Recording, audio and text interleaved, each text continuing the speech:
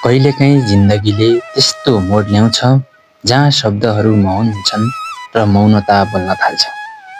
यो कथा हो एक चिठीको, जसलाई लेख्ने साहस त भयो तर पठाउने हिम्मत कहिल्यै आएन। प्रिय मनु, आज पनि तिमीलाई सम्झेर लेख्दैछु त्यो चिठी जुन तिमीले कहिल्यै पढ्ने छैन। तिमीलाई भेटेको त्यो पहिलो दिन मेरो जीवनको सबैभन्दा सुन्दर दिन थियो। तिम्रो मुस्कानले मलाई बाँधेको थियो र तिम्रो नजरले र तिम्रो मन छुने शब्दले मलाई म भित्रै कतै कोमल बनाएको थियो।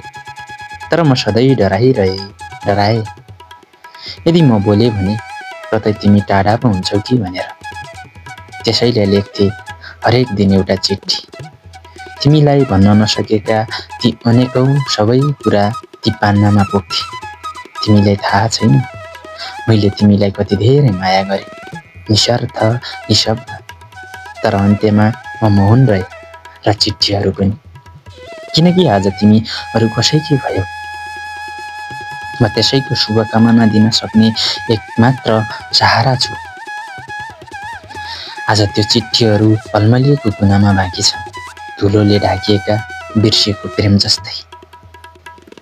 तर मनु, तिमीलाई एकचोटि भन्न मन लाग्छ, म तिमीलाई आज पनि उत्तिकै माया गर्छु।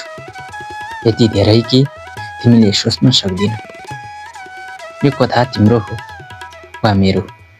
यदि तपाईँले पनि कहिल्यै लेखेर नपठाएको चिठी छ भने कमेन्टमा लेख्न नभुल्नुहोला। यस्तै नयाँ सन्देशमूलक सामग्रीहरूको लागि हाम्रो युट्युब च्यानल सब्स्क्राइब गरेर जोडिन पनि नभुल्नुहोला। यस्तै कथा, यस्तै भावना, यस्तै मौनतालाई आवाज दिन हामी हरेक हप्ता आउनेछौँ। आजको लागि यति नै।